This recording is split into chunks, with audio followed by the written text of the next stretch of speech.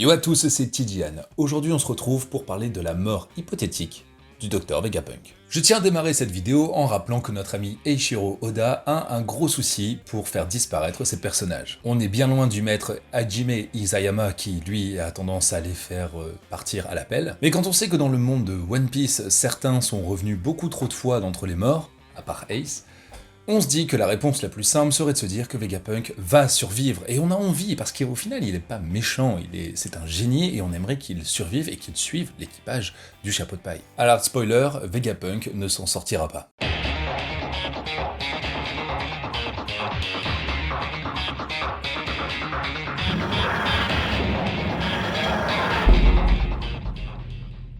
Ce serait beaucoup trop compliqué pour le plus grand génie du monde, qui sera traqué par le monde entier, par le gouvernement mondial lui-même, de pouvoir mener une vie en sortant de Egghead. Bien sûr, il n'a pas la puissance de Rayleigh, ce qui fera qu'il sera incapable de se protéger, et c'est ce qui a permis actuellement à Rayleigh de survivre, mais en vrai, Vegapunk, lui, juste, il y passera en 2 minutes. Et s'il reste avec Luffy, je trouve qu'il y aura un gros souci d'équilibre, que ce soit dans l'équipage ou dans la logique même. Ça nous ferait quand même un capitaine le plus idiot avec le plus grand génie du monde, ce serait drôle. Bref, pour être tout à fait sérieux, il y a plusieurs points qui montrent que Vegapunk ne va pas s'en sortir. Le premier, c'est que Shaka, et la vraie question derrière ça, c'est de savoir si même une fois que Vegapunk, on va dire le Stella, disparaît, est-ce que les satellites survivent? Et pour répondre tout de suite sur ce point, on sait qu'ils sont tous reliés les uns aux autres grâce au cerveau de Egghead. On parle bien d'une île qui risque d'être détruite. Donc, si le Stella meurt, le lien techniquement entre eux devrait être rompu. Après c'est One Piece, on pourrait se dire que les autres vont survivre, mais en même temps, Egghead, avec l'ordinateur principal, va être détruit par la puissance du doyen. Donc il y a de grandes chances que si le Stella meurt, les satellites également, surtout dans la configuration actuelle. Mais avant de disparaître, il aura donné un message au monde entier.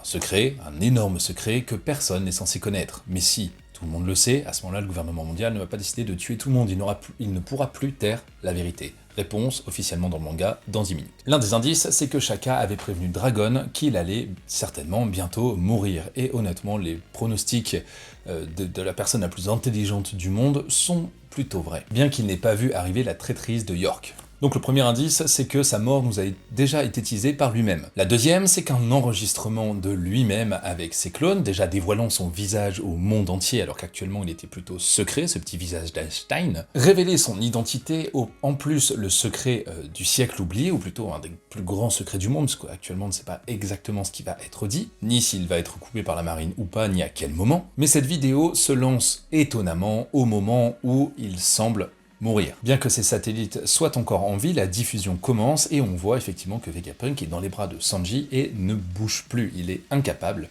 de faire le moindre geste, le moindre mouvement et il ne semble pas vivant. Et enfin, le troisième indice le plus évident, c'est qu'il s'est quand même fait transpercer par une sorte de crochet d'araignée et ensuite il s'est pris 2 rayons laser de Kizaru, sachant qu'il ne semble pas maîtriser le fluide ni quoi que ce soit et que, contrairement au fait qu'il soit le génie le plus génial du monde, il n'a pas prévu quoi que ce soit pour se protéger, ni utiliser les fruits du démon pour pouvoir se les mettre en lui, alors qu'il a utilisé le faux sang pour ses séraphins.